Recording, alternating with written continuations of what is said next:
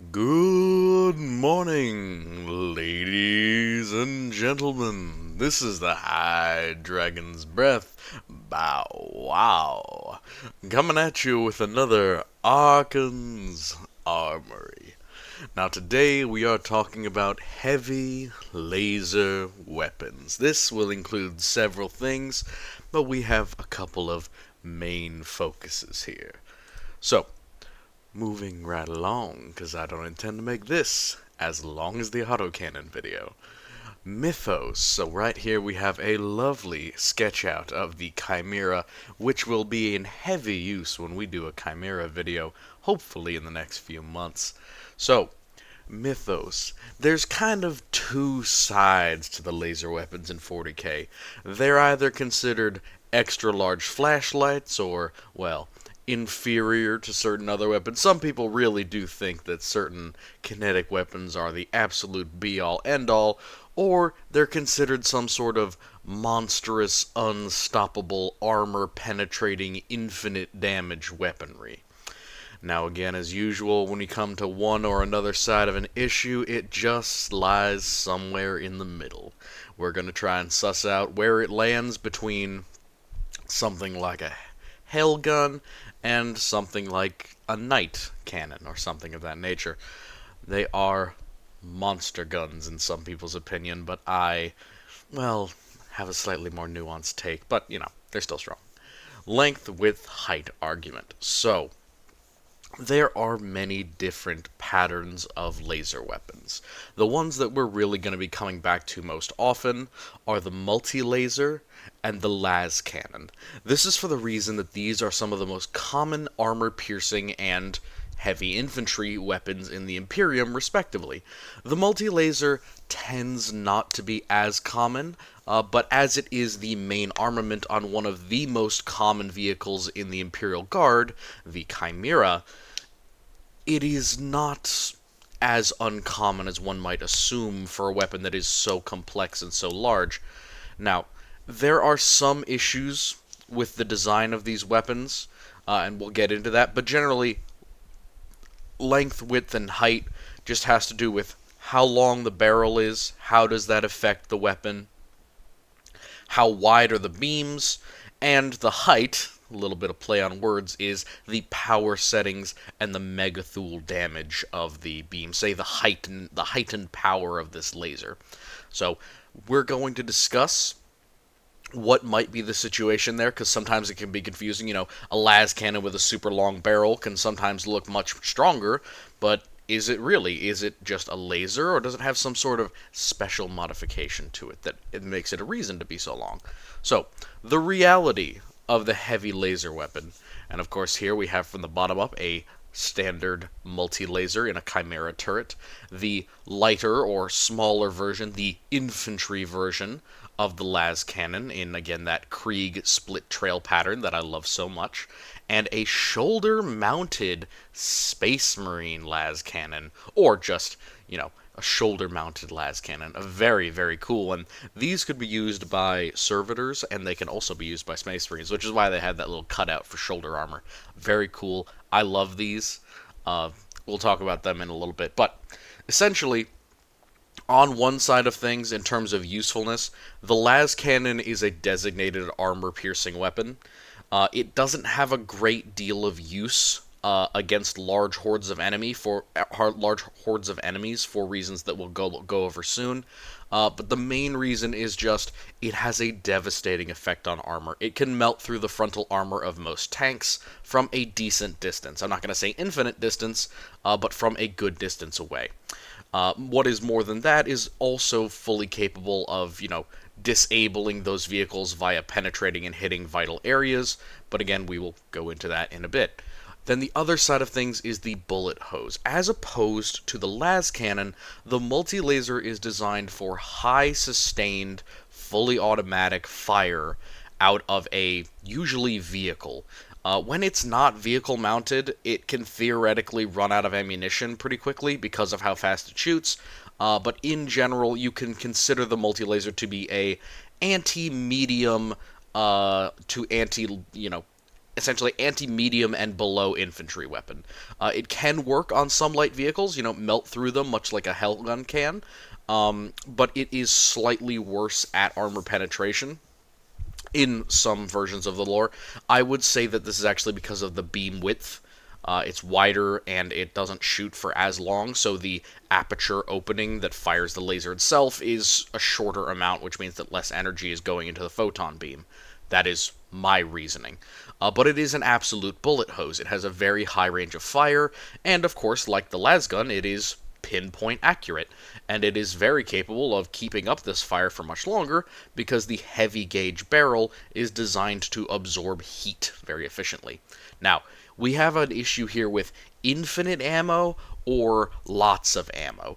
You will often see two different types of power packs for these. They'll either be hooked up to either a Marine's power armor or to a vehicle. Especially with the multi-laser, it's very rare that you see a multi-laser as a field gun, aka on some sort of carriage being hauled around. I can only think of a couple of official arts that have it, and on the tabletop, it's very rare. I can't remember off the top of my head if there's any unit that uses the multi-laser, even though it can theoretically be limbered up just like the las cannon and used as an infantry weapon, but it really isn't. And I think the reason for that comes down to this ammunition problem.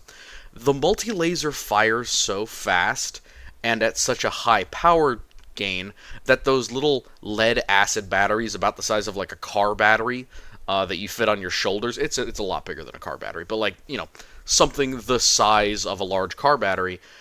It's probably only going to give the multi-laser a couple hundred shots. With the multi-laser, a couple hundred shots is really only 8 to 10, maybe 15 bursts, which is not a ton. Whereas with the las cannon, which is drawing off of it in a larger amount, but also is much slower firing, it's going to last you a lot longer, and to consistently hold a position with a las cannon, you might only need to bring 2 of these power packs, which are relatively heavy. In comparison to the multi-laser, you might need to bring 8 or 10 in order to ensure that I'm going to be able to reload my weapon and continue to fire. Another interesting thing about this power pack, it doesn't have like a normal cord. It has this big gauge, multi-pleated, you can kind of see it over here with the last camera, but this very thick, heavy power cord, which I think is very, very cool. Almost like a wire cord or some sort of, something from a telephone pole. It's very cool. But yes, I would say in terms of ammunition, the las cannon can probably get out 50 shots on the lower power settings. And by the way, the power settings with these is really just, we'll get to that in a second with energy output, but I'm going to say around 50 rounds for the las cannon, maybe a little bit more, maybe a little bit less, depending on the power output. The multi-laser probably only gets 100 rounds or 200 from each pack, again, based on the power level, which is why you see the multi-laser much more commonly mounted on vehicles, which will give it that infinite ammo.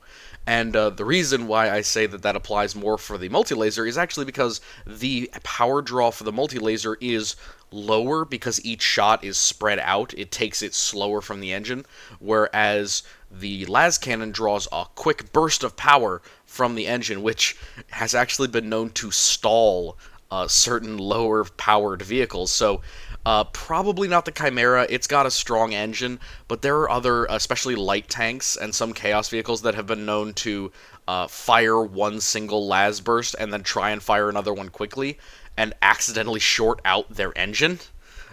Draw too much power and short out the battery, making them have to restart the tank, essentially. Which, while hilarious, is also a reason to not mount the las cannon on a chassis that's not designed for it. One of the other interesting versions is the Het 7. The Het 7 has a pair of las cannons, but it is a non-turreted armored car with wheels. So basically, a whole third of its crew compartment is given up to a massive engine or set of engines that do nothing except for power the las cannon. When I say las cannon, for the Het 7, it actually uses something called pulse lasers. Pulse lasers are a little bit like a las cannon. They're like a mix between the las cannon and the multi-laser. They have the ability to be powered up to do more armor piercing, though not as much or as long range as the las cannon. But They also don't have as much of a power draw as the las cannon does, and they can fire a little bit faster. They still have a chance to overheat, and they are produced by Urdeshi Forge Worlds and other similar forges. It is just a interesting variant on the las cannon that is common in the Sabbat worlds. So, bulk and weight. Normally, energy weapons are going to be lighter. However, that just isn't the case with the las cannon and the multi-laser. They have big, heavy barrels. They use a lot of steel parts. They're going to have mountings, and more importantly, they're going to have large sighting systems. So either a big scope, set of binoculars, something of that nature. Because the las cannon can hit at much longer range, you want to have a nice sighting system so that you can, not miss, because missing with the las cannon is probably a bit more of an issue than missing with an autocannon or a heavy bolter or something like that, because, it doesn't have fully automatic fire, and firing it too many times in quick sequence will damage the weapon. And with a weapon that draws this much energy, damage can lead to explosion in a remarkably short and dangerous amount of time. So, while they are energy weapons, they're definitely heavier than their infantry-carried cousins. Finally, energy output and sustainability. Again, we've talked about this. The las cannon and its kind of, half-breed cousin, the pulse laser, they take a lot of power very quickly. The las cannon takes absolutely unbelievable amounts of power to the point where it can short out vehicles, and it has very limited rounds out of its lead-acid batteries. Like I said, 50 or below, and that's on the lower end of settings. It could be as low as 10 for very large las cannons on higher settings, and there are, of course, larger and smaller las cannons and multi-lasers as well. But the energy output for the multi-laser is more sustained. It's going to be benefited by having a lot of consistent power, so something like an engine or something like multiple batteries maybe in sequence, or the other one is plugged into the power plant of a hive, or plugged into the power plant of a bunker that happens to have its own power or something like that, or, a big old cord that runs to a bunker that provides it with internal power. Hooking a multi-laser up to that will not only give it essentially infinite ammunition, but a nice, consistent power supply. Whereas with the las cannon, that might be a danger because it would encourage you to fire it more quickly, as you don't really have to worry about reloading it as much, which could damage the weapon. I'm not concerned about that with the multi-laser. It has a las cannon-sized barrel and shroud, but it only fires rounds a little bit stronger than the strongest side of Hellguns. Wider beams, of course, but higher energy only by a little bit. And finally, sustainability. This is when it comes down to why don't as many people use the multi-laser as an infantry, an anti-infantry weapon. While it is very good for it, carrying around the batteries versus carrying around ammunition for something like a heavy bolter, heavy stubber, or autocannon, it kind of gets beaten out a lot of the time, because not only is the multi-laser sometimes not very effective, like against enemies with high armor, where those kind of multi-purpose weapons like the heavy bolter and the autocannon come into play, it also doesn't have a ton of ammunition in those little mobile packs, which means that if you really need the fire rate of the multi-laser, a heavy stubber might actually do you better if it has, a few hundred rounds of ammunition that you can consistently feed into the weapon. Not to mention that while I said it is harder for the multi-laser to overheat, it's not something I'd be so concerned about. It probably is going to be harder to cool than certain heavy stubbers. If I have a heavy stubber that's of good quality, I could probably slide the barrel out or switch it out and just lop another one on and continue firing. With the multi-laser, that's not really an option. It's a much heavier weapon, and to cool it down is likely going to require you to not fire it for a certain amount of time, 10, 15 minutes maybe. If it's really like red cherry hot, I wouldn't fire it for much longer than that, because energy weapons, they're more temperamental, and the focusing crystals and the barrels and the lenses, if any of that is out of place, you risk not only the weapon destroying itself, but also theoretically exploding.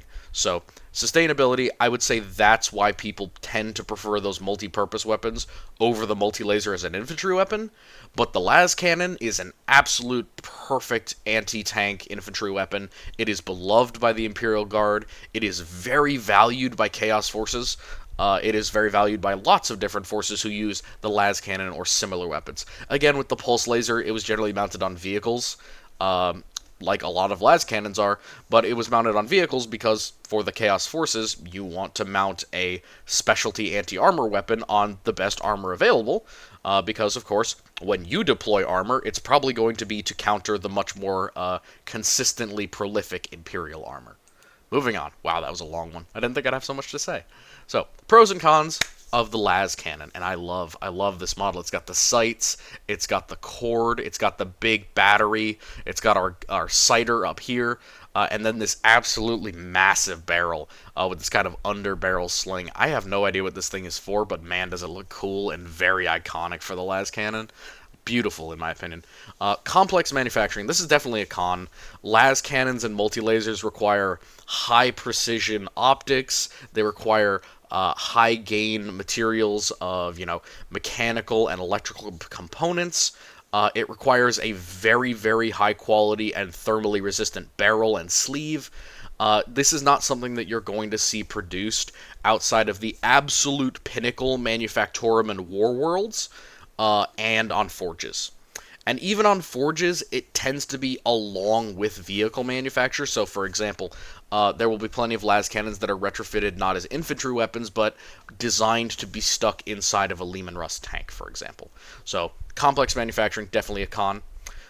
So, this is where we get back into that length with height argument, is with the short versus long barrel confusion, the accuracy, the focusing power, or heat. So, short barrel las cannons and multi-lasers tend to be in sponsons, and they tend to be in hulls or on vehicles, as opposed to the much longer barrel ones tend to be the infantry ones. Now, what I see with this is the same logic that came behind using certain lengths of barrels on tanks versus anti-tank infantry guns. The anti-tank infantry guns would be longer barreled to get more range and accuracy out of them, because unlike the tanks, they're not protected against enemy fire, so they have to hit first. Essentially, the longer barrel las cannons increase their focusing power, accuracy, or the heat, or the megathul energies, whatever it is that we say is doing the penetrating here. It's the laser, the amount of energy in the photons, exciting the metal, melting it. The longer barrel not accelerates, but accentuates that, whichever of those values you'd like to claim it does. In my opinion, it's probably the focusing power and the accuracy, just because, extending the distance between a bunch of focusing lenses is going to give them more accuracy and allow them to build up more power before the shutter is essentially opened and allows them to escape.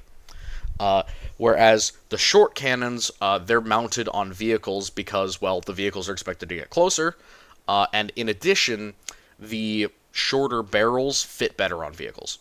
The other reason I think might be the case, and that's why heat has a question mark, longer barrels are more effective at dissipating heat, and because on vehicles they're generally considered a secondary armament, and if they are the main armament, they tend to be in twins. The shorter barrel might be more efficient to put on the vehicle, and thus, as it is a secondary weapon or paired, it doesn't need to worry about dissipating heat as much as possibly the lone las cannon position that might be holding off a column of 10 tanks. If a Lehman Russ is fighting 10 tanks, and it has a las cannon in the hull, it also has its battle cannon. It also has the heavy bolters on the side.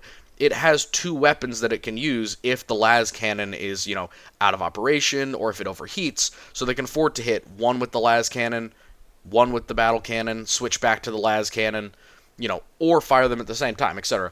Whereas if you're an infantry unit using the las cannon, you're going to see 10 tanks coming along the horizon and just open up at maximum range. One shot.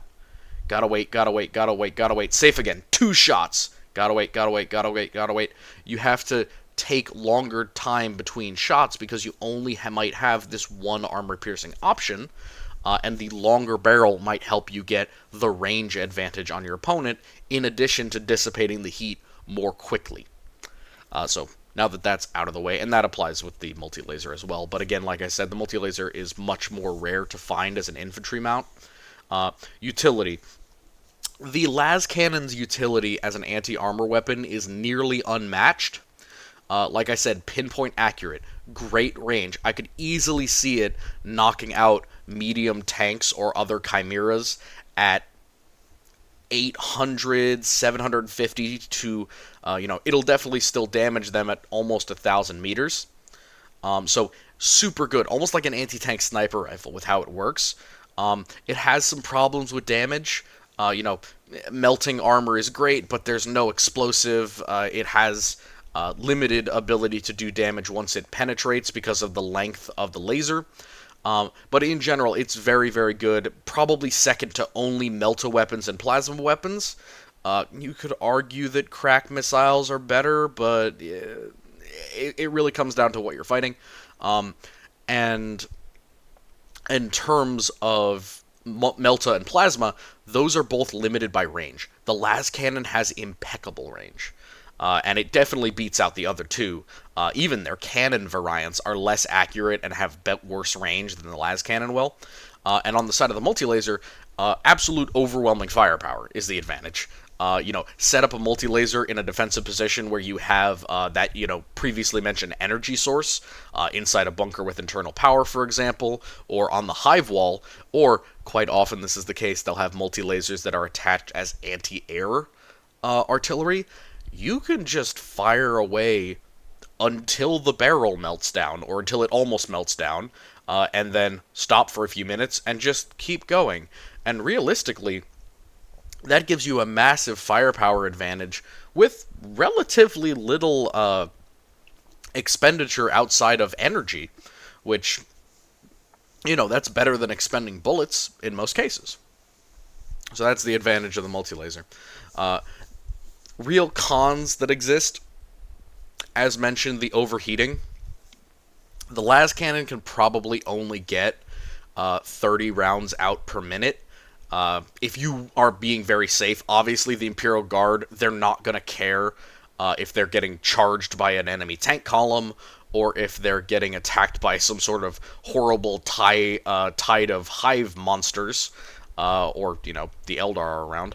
For whatever reason, the Imperial Guard probably aren't going to, count out time between shots, but if they have the opportunity to, and they are trained so that they don't damage the weapons, they're going to try and take time between shots. The multi-laser, as mentioned, not as big of an issue, but it still can overheat.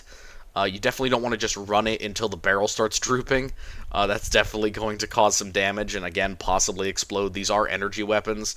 They do have a lot of volatile components and synthetic materials that can get really hot and then possibly melt through the housing and, maybe hit a battery, maybe melt onto your arm or your face, even worse.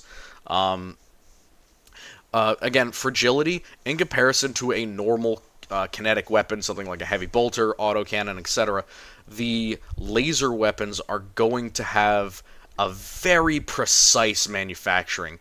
They have very precise focusing crystals. They have very well set out, precise internals. And while they are, too military spec in terms of resistance to average wear and tear, whatever, being dropped, being hauled across difficult ground, they're not designed to, be smacked by something or, get run over by a vehicle or something of that nature. They are very much more fragile, and the big issue is most of those components are going to be downright irreplaceable for a regiment in the field. Those complex mechanics, these nice complex electrical sights, even the barrel, unless you have a spare and it's just the barrel that's damaged, there's no evidence that you can take the barrel off the las cannon, but I'm sure that there's a possibility. But even if it's just like bent, that ruins the weapon, essentially. You will not be able to fire it, and it will definitely explode if you try. And then finally is vehicle stress. As mentioned, the las cannon especially takes a huge toll on a vehicle's power plant. One of the reasons that I think that the short las cannons have a little bit less power to them, and of course, the pulse laser, as previously mentioned, is just a lower-powered las cannon with a couple of more variable settings and a more rustic design from Urdesh. So a true las cannon on a Leman Russ is definitely going to be no real issue in terms of the power plant, but on a Chimera, on lighter tanks, on the Reaver especially, it's documented that the Reaver has an issue with, fires once, fires twice, tries to move, engine cuts out. Because you've just taken too much power from the pack, and that, transfer system of mechanical to electrical shorts out. Because you've drained all the power, and now you need to restart your engine because the battery died. So, all of this just adding to vehicle stress. So that's just another con. Those three, I'd kind of loop them together into just logistical issues. Moving on to standards. So we have another one of the absolute coolest Lehman Russes, in my opinion, the dual-barreled las cannon one. It's got 2 las cannons and a heavy bolter in this case, and a heavy stubber as well. And then another one of the interesting ones, the hand-held las cannon. Now, this is definitely of that short pattern, that kind of Devastator Space Marine pattern, but in theory, it would be possible to mount something like this onto a lighter vehicle, almost like a self-propelled tank destroyer. This would definitely be something that a cultist would have, or, some unique Imperial Guard regiment, but I could definitely see these lighter las cannons being mounted on light vehicles, cheap vehicles that can be driven around quickly and used to ambush Imperial armor. Not on the offensive, but drive out into the urban setting and you get a car, drive behind the column, take off one tank, back down into an alleyway, and escape. So, nearly all of these are going to be forged, which means, of course, they're going to have great quality. They're going to have extra gubbins. As I said, they come with fancy sights, they come with padding, they come with various types of mountings, and, lots of batteries, spare parts. All that kind of stuff is going to be consistent because they're almost all forged. The ones that aren't come from war worlds and heavy industrial worlds, which, may as well be forges in terms of quality. Or at least gubbins, if not perfect quality. Theoretical attachments and mountings, as spoken, they go on tanks. These can be mounted on other vehicles, and we're going to go into that in a bit. And attachments to them, generally you're going to see sights, you're going to see pistol grips, you're going to see bipods, tripods, and carriages. And you may also see variants of shoulder stock, like you can see in this one in the bottom. It has some sort of high shoulder stock, clearly showing that this is meant to be braced against the shoulder. Another thing, the las cannon, again, like the las gun, there's confusion over whether it has recoil or not.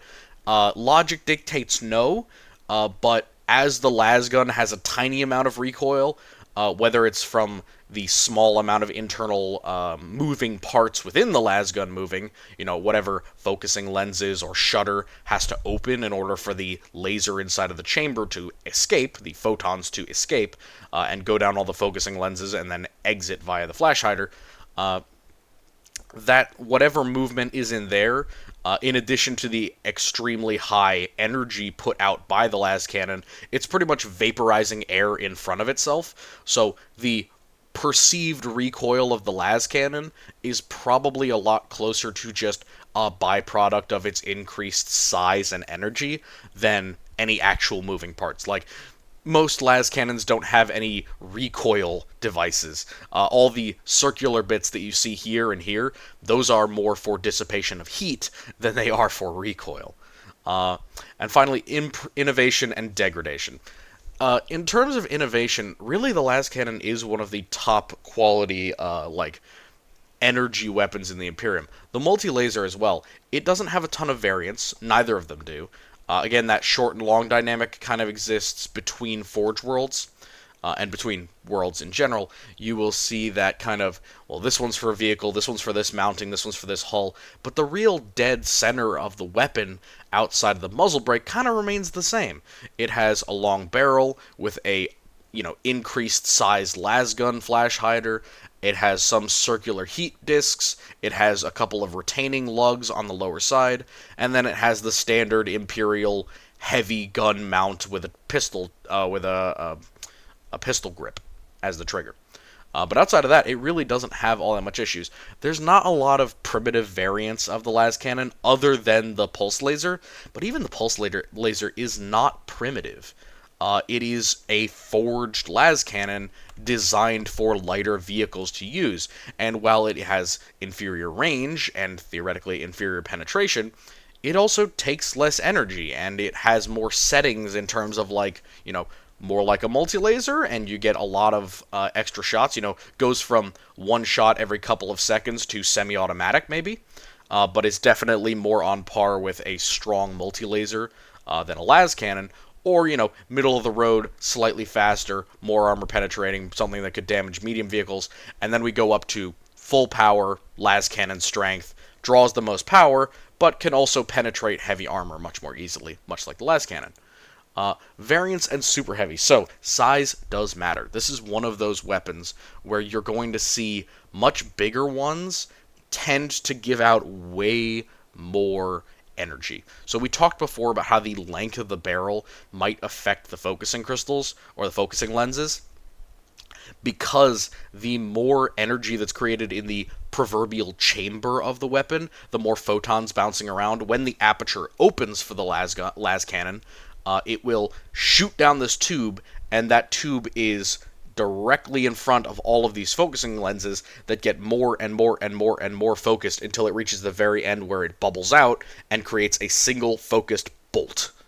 That is the las cannon shot. So, size matters. The larger ones are going to have more focusing crystals, a larger chamber, especially the Titan ones can get absolutely ludicrous in terms of range and armor penetration. We're talking about not damaging heavy vehicles. Sorry, I should say that better.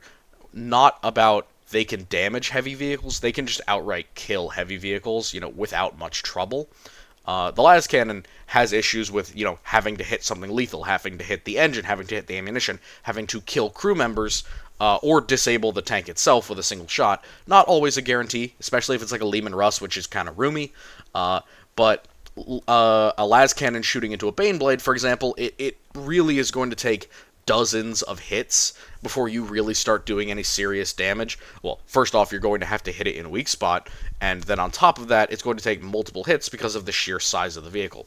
Same thing kind of applies with Titans, but Titans have more critical subsystems that can be damaged that are on the surface as opposed to the Baneblade. Real Titans as opposed to Knights, even less so. But with Knights and other like medium walker vehicles, the las cannon can very much hit lethal parts right on their surface. Joints, undersides of carriages, vehicle housing or weapon housings, etc. So again, size matters. Now, this is another one, double-barreled multi-lasers. This is from Astartes. It's one of my favorite things because it's one of the few things that shows autocannons. I will at some point do a review of Astartes. I'd really like to, because I'd like to talk about the weapons, and I'd like to talk about the UVOth and the tech and the psychic powers and all of that. That might take a bit because I have to go over a bunch of stuff. But this weapon, absolutely, I love it because it's a paired it's a paired multi-laser. That these two like stormtroopers roll up and then they just absolutely ventilate a hallway. And one of my favorite things about that is that the Space Marine who's getting hit repeatedly, he pulls back and he goes behind cover. Now, a lot of people see the multi-laser as totally, it's useless against Marines. Like las guns, they say it's just, totally immune to it. There's no point in using a las gun against a Space Marine. This is a great example of Marines know that most weapons can harm them if they get stupid or unlucky enough. So, Marines who run into the fray and dumbly run into guns, they're the ones who are going to get shot in the finger, shot in the knee, hit in the face, in the eye lenses, in the mouth, mask, throat, groin. They're going to take unnecessary damage, and you see the Marines in that take cover immediately. He basically goes to take a shot, realizes that there's too much fire coming in, pulls back behind a wall, and you see that. And that's a very smart move, because two multi-lasers can absolutely not only damage his armor, the ceramite itself, it will begin to melt. It can absorb a lot of energy, but the multi-laser is very strong. Not as strong as a las cannon by far, but it is a great example of it's going to damage them. And with that many shots going out, there's a higher chance of hitting a weak spot. Then we get to dissipation and length of shot. So, like the las gun, the las cannon, and the multi-laser all lose strength with distance because, of course, they are passing through the air. In a pure void like lances, they're not caring as much about dissipation. But the length of shot or the range at which you're firing. Oh, sorry, length of shot is a different thing. Dissipation will decrease the damage over range. Length of shot. Now, this is a thing that applies to las cannons, but can be extrapolated to other energy weapons. There are descriptions of las cannons firing shots for only a fraction of a second, and then various settings or versions of them that can fire for up to a full 2 seconds. So, just one long beam for for a second or a little bit over a second. Not 2 seconds, but a second or a little bit over a second. Why does that matter? Well, like the Hell Pistol that fires a continuous beam, the las cannon doesn't have any extra, oomph with it. It's just a laser. So firing for a full second means that not only are you dumping a ton more energy into a pinpoint specific location on, say, armor, but also you're dumping more and more in, which means that when it penetrates, it's going to spray more of that liquid metal into the target. Not to mention, if you have a longer length of shot, you're going to be able to penetrate deeper. So, if I was using the minimum length of shot for the las cannon, it's going to cause less wear and tear, it's going to cause less heat, but I might just penetrate the front of the vehicle, spray some liquid metal inside, and that's it. I've just melted, I've melted a little, fist-sized hole, maybe a little bit less than fist-sized, but, a little hole, maybe 3 or 4 inches across, and I've sprayed the inside with some liquid metal. That's not going to kill a Lehman Russ, that's not going to kill many vehicles.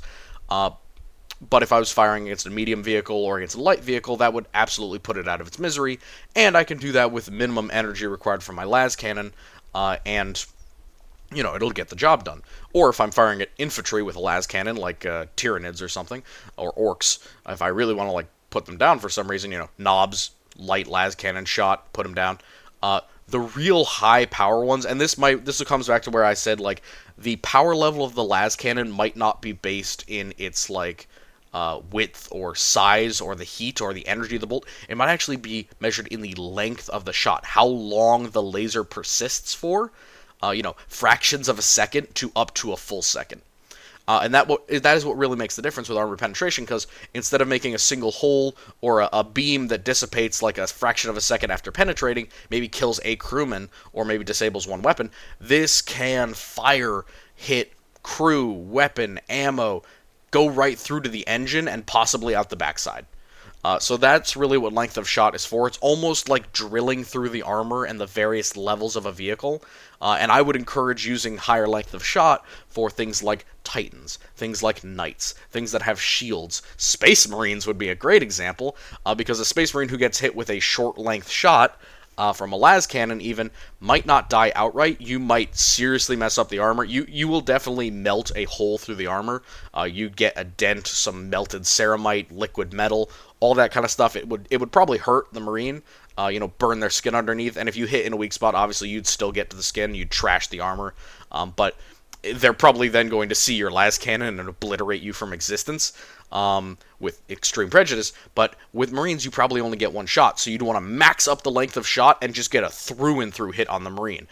Take an entire limb off if you can, or just shoot them dead center in the chest or in the head. Shear off a whole part of them, hit them in the guts, in the leg, in the groin, and you're just going to absolutely cripple them in one shot, because that length of beam allows you to penetrate that ceramite armor and dig your way through it. Even with the thermal resistance, the las cannon is powerful enough to push through it, given the right power settings. And, of course, distance. The other thing about the Astartes one is it shows that the multi-laser is firing from well over 75, or well over 100 and something meters.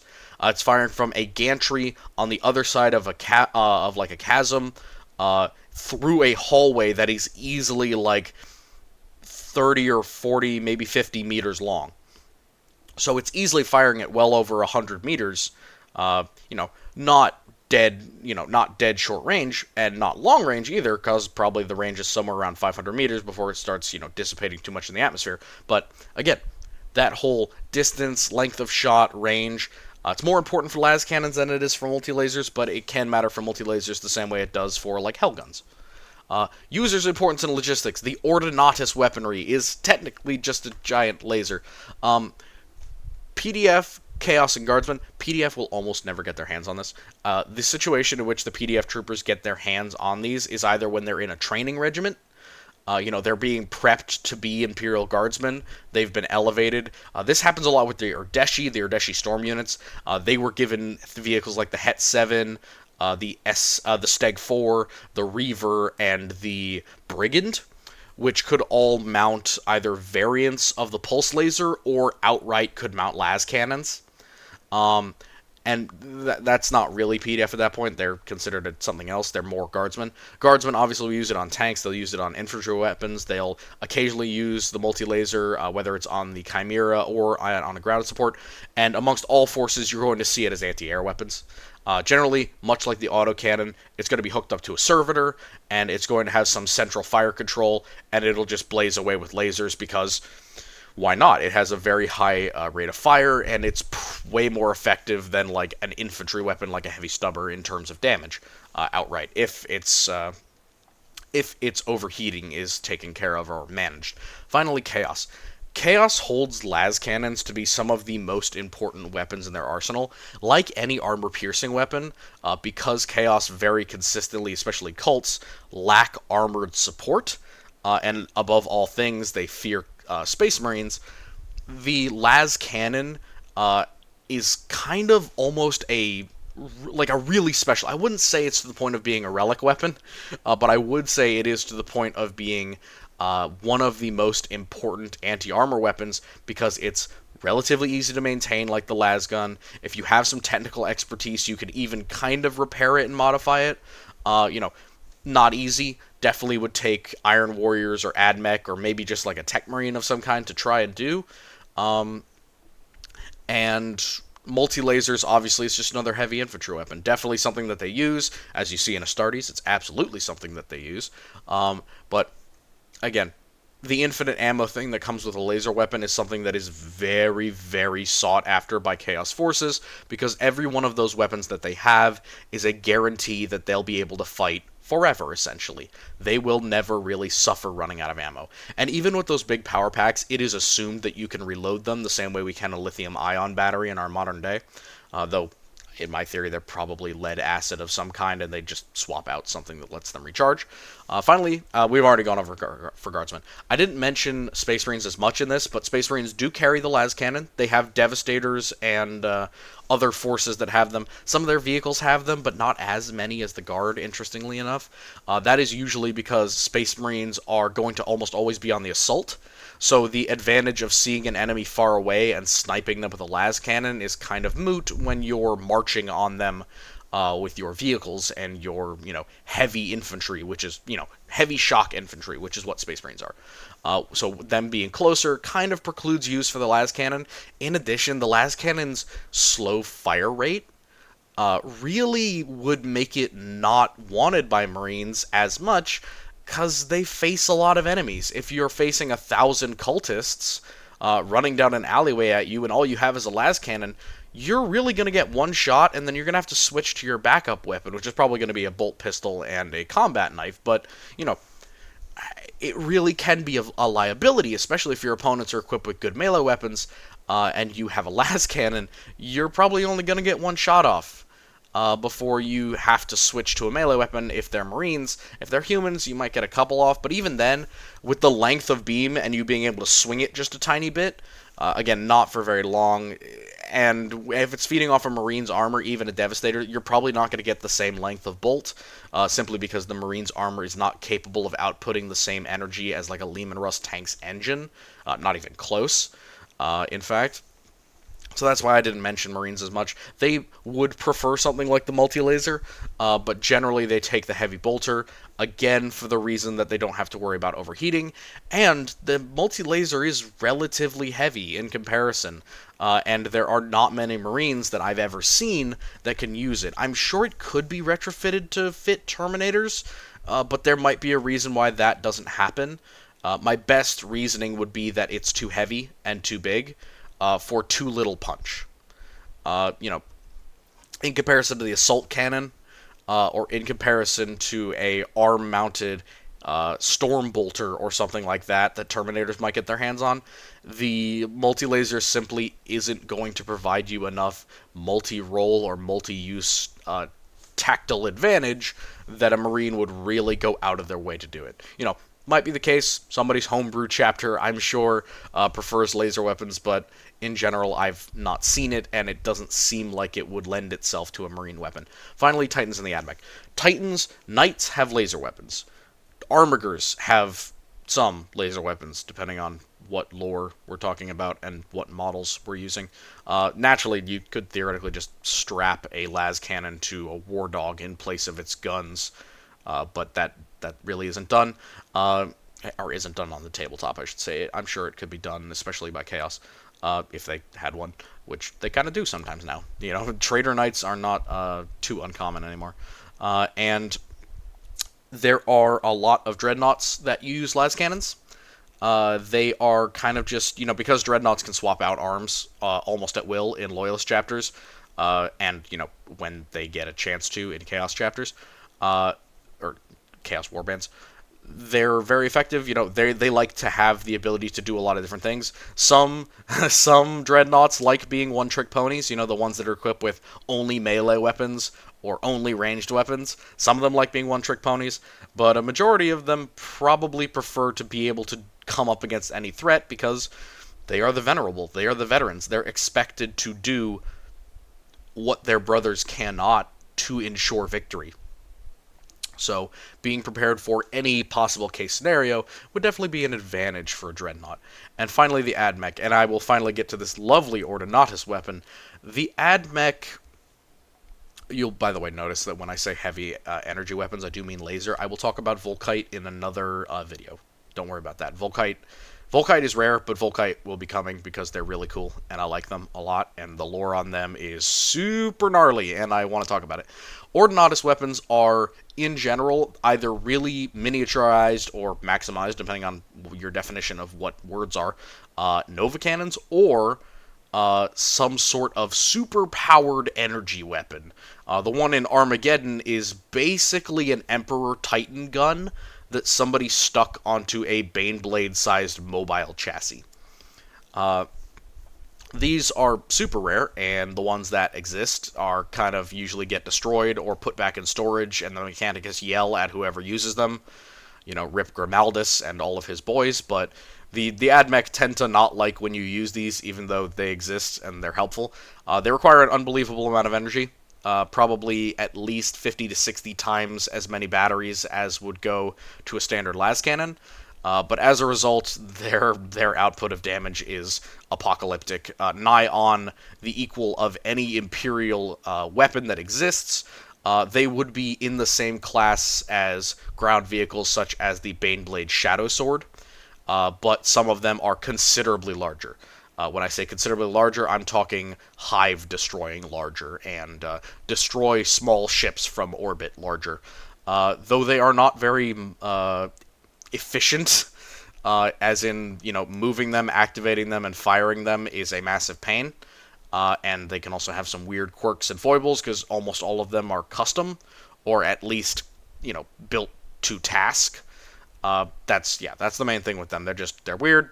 They do cool things. They're kind of big narrative points in battles like Armageddon and other fights. But yeah, that's the AdMech side of things. They have their own laser weapons, neutron lasers and stuff like that. But really, they just boil down to having more power to put into a las cannon.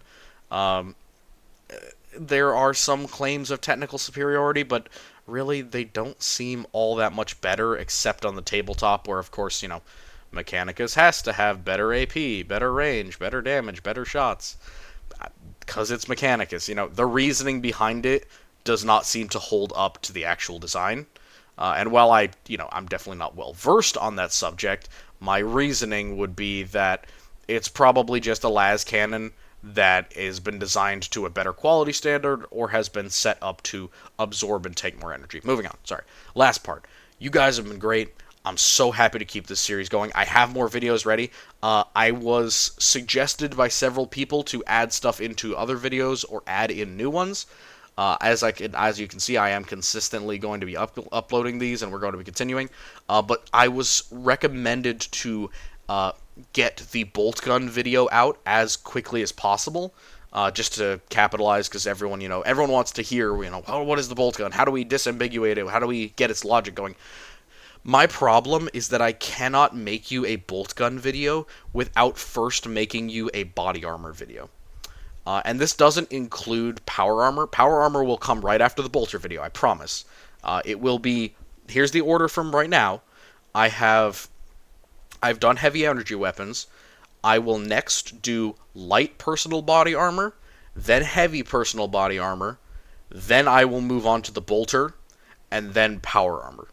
So that is the scheme of things right now, and then I will go back to doing weapons, probably do melee weapons, maybe do Xenos weapons. I'm trying to keep to Imperial and Chaos right now.